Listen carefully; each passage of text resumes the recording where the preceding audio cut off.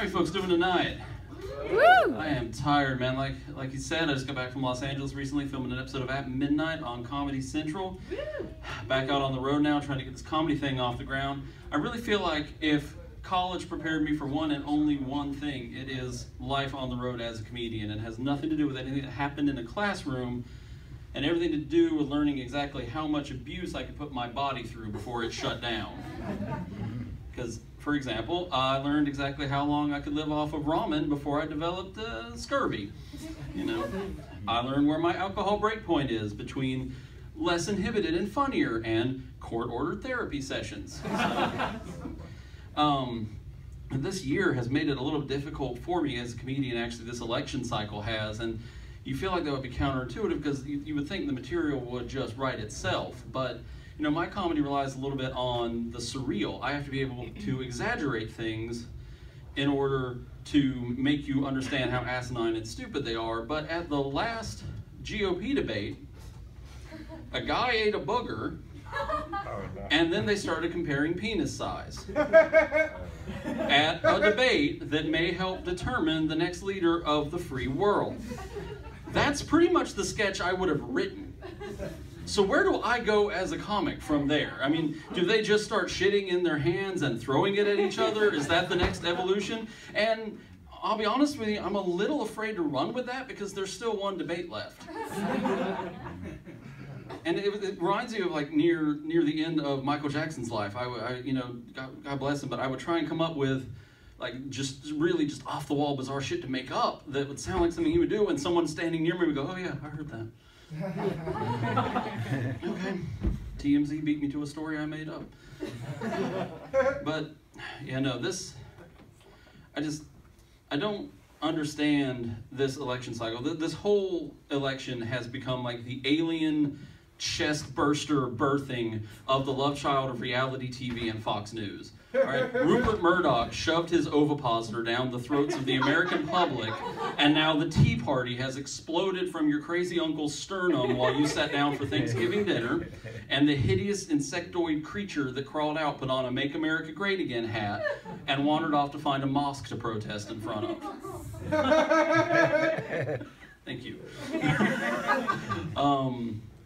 And it just, and you know, it's especially difficult being a comic because if Trump wins, there's a decent chance that my entire profession is going to get rounded up and sent to re-education camps, where I hope to meet several of my idols before the lobotomy and spray tan phase, hopefully. But no, I don't understand how Donald Trump is a thing. My entire family plans on voting for him. My entire family's voting for him. People who contributed genetic material to my makeup plan on voting for him. I can't wait for that light switch to flip in my head at some point in my life. Just hopefully not while I'm sitting in a Mexican restaurant. Oh God, but yeah, they keep telling me the same thing. They keep saying, "Oh, he just speaks his mind. He says what he means. He speaks his mind." You know who else speaks his mind? My best friend's 4-year-old. They took him to a pool recently where he began mercilessly, unrelentingly, just completely on autopilot calling this poor woman fat over and over and over again. Until they were forced to do that parental juggling act where you're like wrangling your small child, backpedaling and apologizing profusely to another human being all at the same time.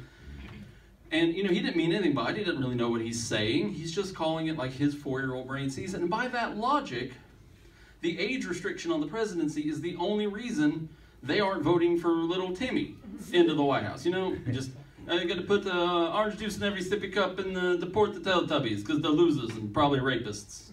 You know, so, but yeah, I don't talk to my family about politics much. See, I grew up in the Deep South with my friends with no interest in NASCAR, country music, religion, or racial insensitivity. So we had to make our own entertainment, and that entertainment was shrooms. At least with tracers, NASCAR is basically just a giant live-action spirograph.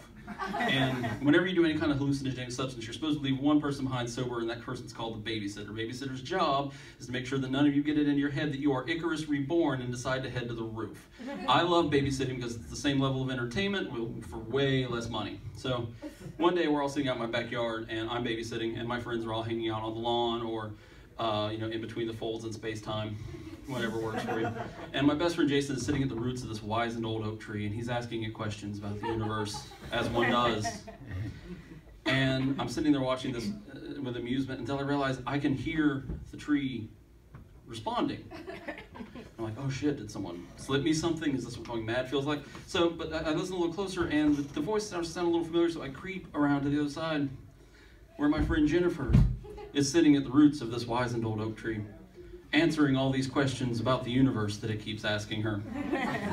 Anyway, that's my time. You folks have been great. I appreciate it. Thank you. Give it over to Gina, ladies and gentlemen.